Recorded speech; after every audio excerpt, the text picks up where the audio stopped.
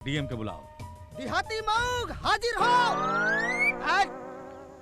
हमरा के देहाती मऊग कौन कहल सरे? रिमांड पर ले ले, अंदर डाल के सड़ा दे। छोटहन लइका रहल, भाग गई। नमस्ते बाबा। नमस्ते डीएम। तहार प्रमोशन जब भी होई ई बाबा के हाथ से। यह उम्मीद लगा के हम बैठल बानी। डीएम, हमरा गांव में एगो जहरीली नागिन उपरजल बिया। नागिन? कहाँ बिया? जल्दी बताई हमरा के। ओकर मूड़ी कूच के ओकरा लाइफ में परिवर्तन कर दे।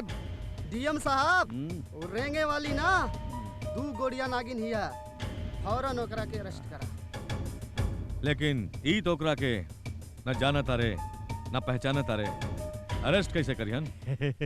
डोंट वरी बाबा, लाइफ में परिवर्तन करे पड़ी। चोर के पकड़े खातिर बनोर बने पड़ी। भैया ई बनेर के माने का होला हो? अरे बनेर ओकरा के कहल जाला जे बानर नियर बेवकूफी करेला।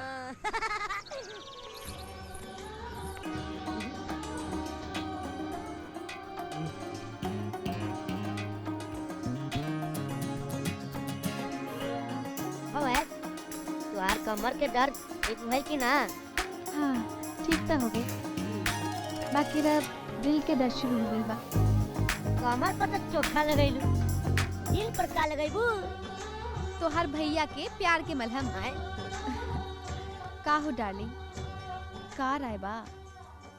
देखो भेजा मत खराब करो। आइल बड़ू कॉलेज में पढ़े तो जा कॉलेज में पढ़े। तो ये बात बा, अभी बताओ। लगौले बानी टाही, लगौले बानी टाही, फंसबू की नाही, लगौले बानी टाही, फंसबू। अरे लागता उहे चिरई हिया, लेकिन कंफर्म तभी हुई जब वो हमरा के फंसावे की कोशिश करी। Excuse me uncle. का बच्ची?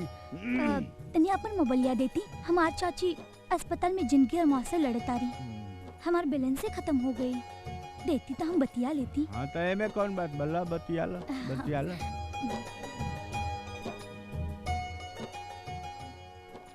बतिया।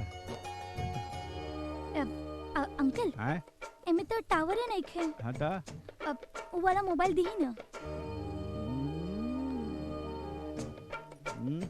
हाय मोबाइल लेबू? हाँ। ला ला थैंक यू। बतियाओ।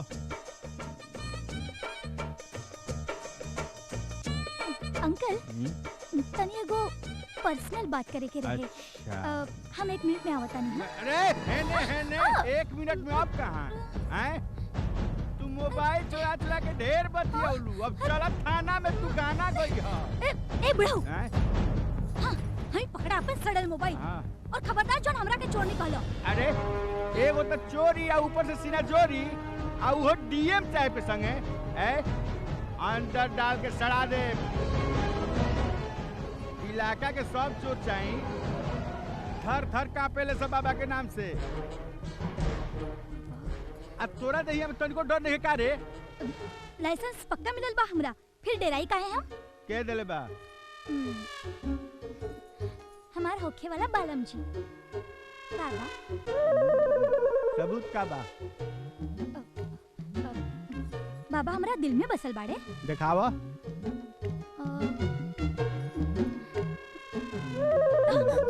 डीएम साहब, हम हनुमान जी ना हैं के सीना चीर के दिखाई।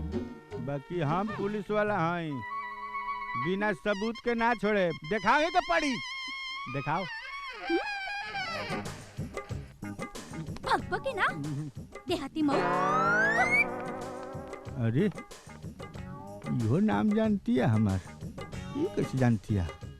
जरूर बाबा बतौले हूँ।